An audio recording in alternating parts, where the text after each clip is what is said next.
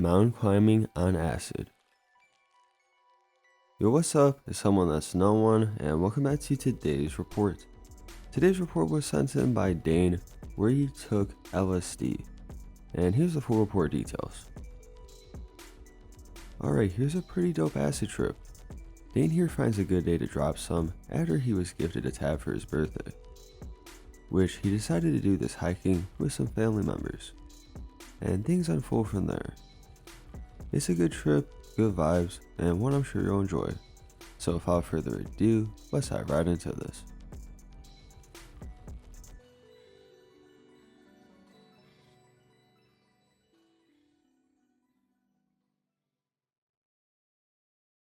Hey, just want to submit my recent acid trip. I came across your channel while jumping down the tutorial rabbit hole, and I love all the stories.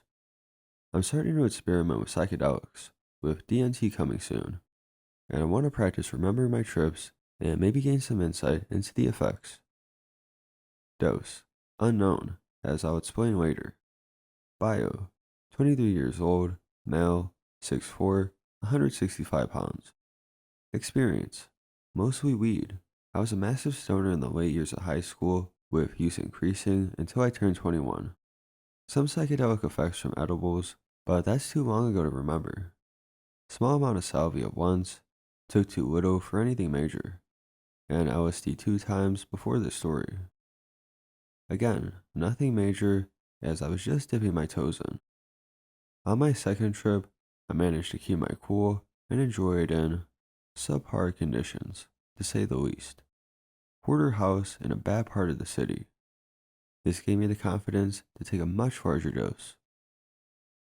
And with that, we move on to the story.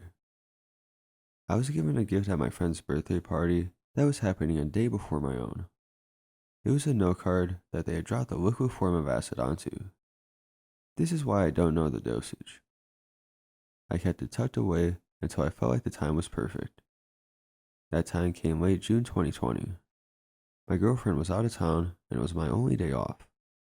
It was a perfect day for a hike, not too hot and no rain in the forecast. I cut off a half-inch from the note card and put it on my tongue around 5:30 a.m. I rallied some family members that wanted to join me on the hike, and after a Starbucks trip, finally got to my destination around 6:30. This was perfect timing, because as soon as I stepped out of my car, it was like stepping into a new dimension. We started hiking, and I was just looking around, constantly laughing and smiling at all the beauty the mountains had to offer. Everything was starting to get a weird pattern that was a triangular Fibonacci shape, while also fractaling off into more. My family kept turning around to comment on how I was just smiling and laughing to myself. I was speaking right as we got to the waterfall around 8:30. I set up my hammock by a nearby cliff to get some much needed R&R. While I was doing that, the rest of my group was getting cold, so they asked me what my plan was. My response was, I don't know, enjoy nature. They said they wanted to leave, so I gave them my car keys and told them to come get me later. They knew I was on more than one trip that morning, but they were shocked to hear the time to get me, which I said around 8 p.m. Alright, see you then, they say sarcastically after checking out my supply situation. They left me as I gently swung in the hammock, watching the sun rise over the valley, and hawks drifting in the air, leaving behind the previous patterns in their wake. Around 10, when I emerged from my cocoon/trance, I wanted to explore more, so I kept hiking. My sense of time was completely gone as I marched up the trail. Every time I reached a new area, it felt as if nature knew I wanted my mind blown, and I was happy to oblige. The great views of the mountains, combined with the sounds of the rushing river, and what seemed like the life aura coming from the plants, was incredibly calming for an overworked mind. I would stop occasionally to try and eat, but the only thing I could eat was peanut butter on an apple. Everything else felt like I was chewing forever.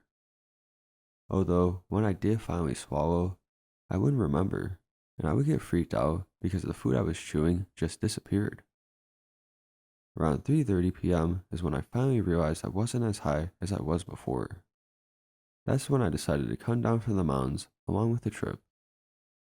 Interacting with people was very uncomfortable. Not only was I unable to form coherent sentences, but the awkward interactions that happened with strangers was only enhanced from the virus and my mental state. The smiles people had seemed to twist and contort their faces. I was asked multiple times about the distance to a lake.